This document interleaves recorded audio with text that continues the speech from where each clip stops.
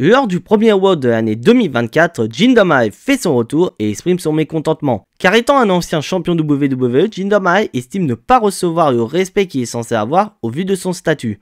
Depuis, Triple H avait annoncé sur Twitter qu'un ancien champion allait faire son retour et connaissant le gars, on savait que Jinder Mahal était juste là pour attirer le taureau dans l'arène. Et là, se produit la première dinguerie de 2024.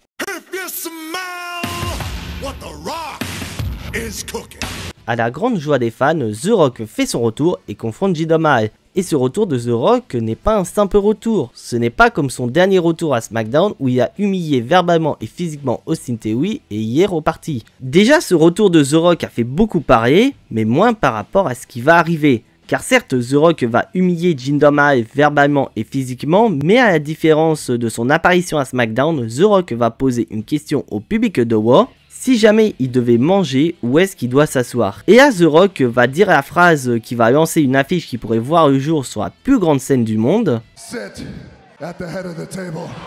What's up les Addict, c'est Jimbo. Et aujourd'hui, j'ai décidé de braquer les projecteurs sur le match entre The Rock et Roman Reigns. Un match qui pourrait voir le jour du côté de WrestleMania.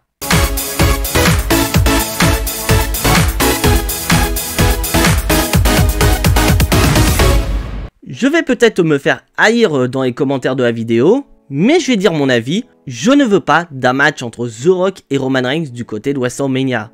Même si on va pas se voiler la face, ce match reste quand même une affiche incroyable entre deux des plus grands noms de l'histoire de la WWE. Et que cette année, WrestleMania est très spécial puisqu'il s'agit du 40e anniversaire du plus grand show de l'année. Et on se doute bien que pour cet événement spécial, Triple H va faire tout son possible pour proposer une carte de WrestleMania 40 les plus dingues. Donc un match entre The Rock et Roman Reigns d'un point de vue business rentre parfaitement dans ces critères. De plus, on peut raconter une superbe histoire entre les deux catcheurs. Déjà étant membres de la même famille, à savoir la famille Anoa'i, on se doute bien que le côté familial va être au centre de cette rivalité. Car on peut revenir plusieurs années en arrière et plus précisément au Royal Rumble 2015 quand The Rock fait son retour afin d'aider Roman Reigns à se débarrasser de Kane et du Big Show pour gagner Royal Rumble et ainsi filer en direction de WrestleMania 31 afin d'affronter un certain Brock Lesnar pour le titre de champion. Roman Reigns pourrait dire que The Rock est venu, c'était pour lui venir en aide et aussi faire en sorte que ce dernier devienne le nouveau visage de la WWE. D'un côté c'est logique car en 2015 c'était l'année où la WWE a commencé à construire Roman Reigns en tant que nouveau visage de la fédération. Mais le problème c'est que le retour de The Rock n'y a pas aidé. Au contraire c'était un échec total. Principalement du fait que lors du Royal Rumble, un certain Daniel Bryan arrivé en numéro 10 fut rapidement éliminé du match et les fans voulaient le voir gagner le Rumble afin de revoir la dinguerie qu'on avait vue un an auparavant. Malheureusement, quand Daniel Bryan a été éliminé, le public a hué le match et quand Roman Reigns a remporté le Rumble, la situation n'a fait qu'empirer. Donc mis à part ça, on peut très bien imaginer que Roman Reigns revienne sur le comportement qu'a eu The Rock en 2015. Car Roman Reigns pensait que si The Rock était de retour, c'était afin de lui aider à se faire aimer du public en le reconnaissant en tant que futur grand nom à la WWE. Et malheureusement pour Roman Reigns, non seulement The Rock ne l'a pas aidé, mais il a surtout volé la vedette. Car bien qu'il ait gagné le Royal Rumble, le public était à fond sur The Rock qui venait de faire son retour. Ce qui a poussé Roman Reigns à se remettre en question et à prendre une décision qui allait changer sa carrière à tout jamais, tourner le dos au public et faire en sorte que si ces derniers le détestent, c'est pour une bonne raison, aussi garantir la sécurité de sa famille puisque The Rock a déserté vers Hollywood. Et en 2020, le chef tribal est né. De l'autre côté, The Rock serait énervé de voir le comportement inadmissible de Roman Reigns envers les fans, mais surtout envers les membres de sa famille. Un comportement qui a entraîné la destruction de sa famille avec le cas des Usos qui vont probablement s'affronter à WrestleMania.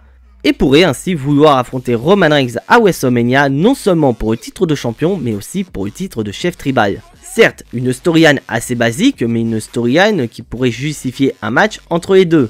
Mais soyons réalistes les Catchadites, même si ce match entre The Rock et Roman Reigns est une affiche de rêve, ne vous attendez pas à un match de dingue entre les deux. Même s'il a un corps incroyable pour son âge, il ne faut pas oublier que The Rock a plus de la cinquantaine et surtout que son dernier match remonte à WrestleMania 29 face à John Cena. Et déjà ce match n'était pas dingue. Personnellement je trouve ce match inférieur à celui qu'ils ont eu un an auparavant. Car ce match à WrestleMania 29 crache sur la hype qu'on a eu un an auparavant sur le fait que c'était une affiche qu'on voyait qu'une seule fois dans notre vie. Mais ce match n'est pas le sujet de la vidéo, je vous le rappelle.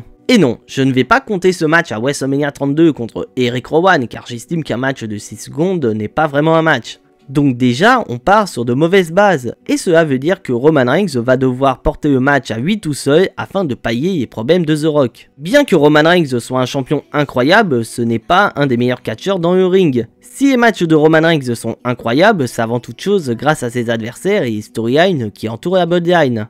Mais avec The Rock, c'est une autre histoire. Et surtout, je vous rappelle, Catch Addict, que le titre de champion incontesté sera en jeu entre The Rock et Roman Reigns. Et sérieusement, vous pensez que The Rock va remporter le match? Mais sans déconner, ce serait littéralement la pire décision prise par la WWE. Encore pire que de donner le titre universel à Goldberg au détriment de Kevin Owens ou de Bray Wyatt. Déjà c'est fort.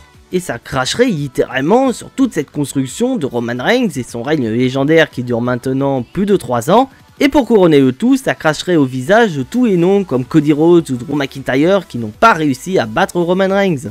Donc ce serait con de la part de la WWE, car avec cette décision, ils admettraient qu'aucun nom actuel, même Roman Reigns, ne serait pas capable de battre The Rock. Ce qui n'est rien d'autre qu'un aveu d'échec à mes yeux.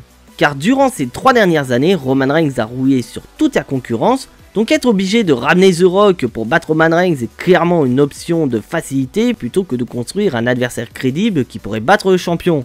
Et malheureusement, c'est déjà arrivé. Car en 2013, on avait un champion qui rouillait aussi sur la concurrence depuis 434 jours, et ce catcheur, c'était CM Punk. Lors du Royal Rumble, sa route a croisé celle de The Rock, et malheureusement, pour celui qu'on appelle The Best in the World, The Rock le bat et fit vers WrestleMania avec le titre de la WWE. Et suite à cette défaite, la carrière de CM Punk a été détruite. Et ce scénario pourrait très bien arriver à Roman Reigns si The Rock réussit à le battre.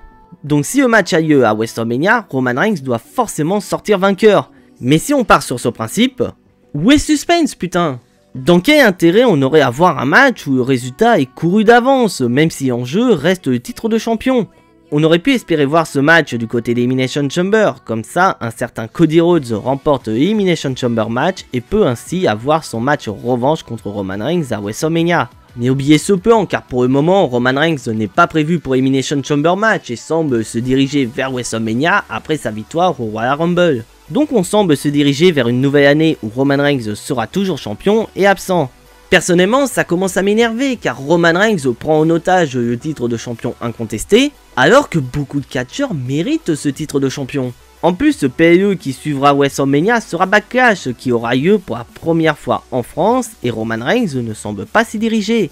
Alors que pour un show historique, je pense qu'on aurait aimé les 2 champions du monde, peu importe qui y seront. Donc vous avez compris, Catch Addict, je ne veux pas voir The Rock contre Roman Reigns pour le titre à WrestleMania. Mais il y a forcément un mais, je ne suis pas contre pour un match entre The Rock et Roman Reigns sans le titre en jeu. Car je pense qu'on est tous d'accord, cette affiche est tellement prestigieuse qu'un titre de champion n'est pas nécessaire pour justifier une rivalité entre les deux. Comme je l'ai dit en début de vidéo, on peut garder le côté familial et avoir un The Rock qui veut affronter Roman Reigns pour le titre de chef tribal.